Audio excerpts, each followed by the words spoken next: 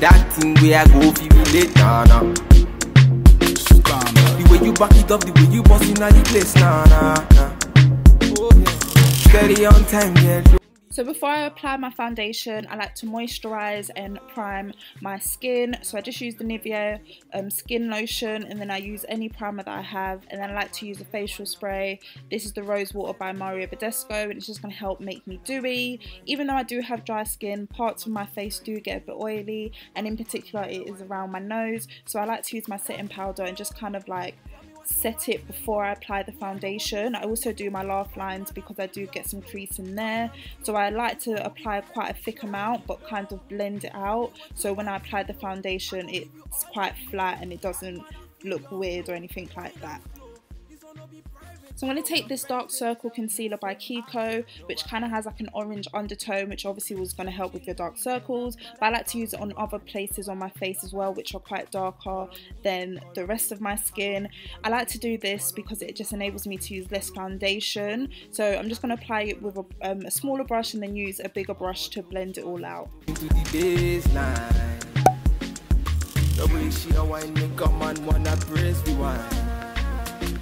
She a gypsy. So the LA Girl Pro Coverage Foundation is my favourite foundation at the moment, and I love to apply it with a beauty blender. This one is by Real Techniques, and to be honest it's just as good as the original beauty blenders, so I've been using these like crazy lately. Of course it's really fast forward, but in real life I take a lot of time when I'm blending out my foundation, especially the LA Girl one, because it shows up very orange at first. So I take my time, and then once I'm happy with how it's blended, I take this big fluffy blending brush by Real Techniques and just make sure everything is blended in. I like to blend it into my ears, I like to blend it into my neck, everything, get all up in that wig, everything, just to make sure it's flawless.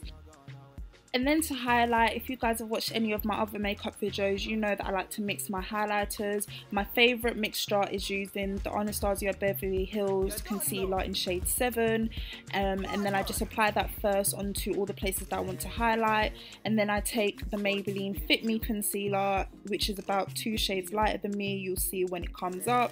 This one here, I think it's in shade 35, I'm not sure, but I feel like when I mix these two together it just gives me such a nice natural kind of highlight. I still look quite bright but don't look like I'm wearing concealer that's way too light for my skin tone, and obviously by wearing something that isn't too light for your skin tone it's going to prevent the flashback and make your highlight and contour look more natural.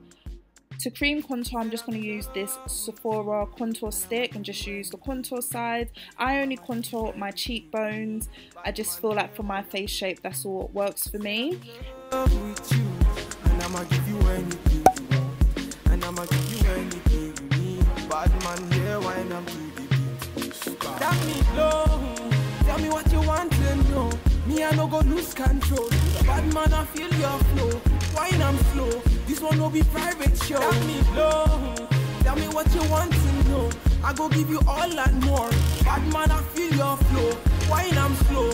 This one no be private show. Your friends they tell you say I beat nobody. So when I've finished blending out the cream contour, I like to go in with this stippling brush by ELF and make sure everything is blended out. As you would have seen earlier, when I was blending out the concealer I wasn't really doing it quite neat, so I like to go in with the brush and make sure the contour, the concealer and everything is blended out. I'll go back in with my beauty blender if I have to as well, just to make sure everything is flawless and really blended.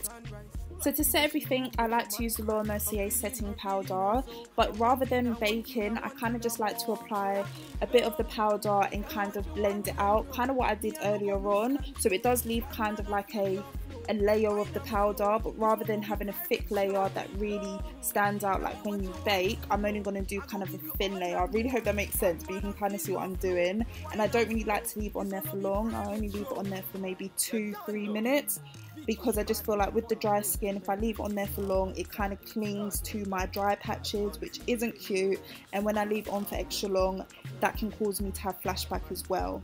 So moving on to contouring, I'm just using this contour shade from BLAC Radiance. This is their contour palette, and I'm using the same brush I used to blend out the cream contour and just going over what I did earlier.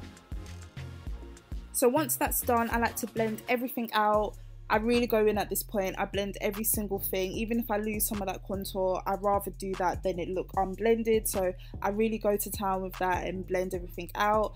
And because obviously I just set my face with that powder, I like to just add some moisture back to the skin. So I'm using the Milani Make It Dewy spray. And as you can see here, it makes me very dewy. So I like to just let it sit in and dry. So to finish off, I like to add some blush, and then of course I like to highlight as well. I love to mix these shades from the Carly Bible palette and just apply them to my usual areas. I do always go back in with that e.l.f. brush and make sure my highlight is blended out so it doesn't look too kind of, you know, crazy and looks more flawless, but for some reason I don't have that clip in this video. So that is it for today's video, guys. I really hope you enjoyed it and I hope it was helpful. If it was, please don't forget to like, comment and subscribe, and I'll catch you in the next one. Bye guys.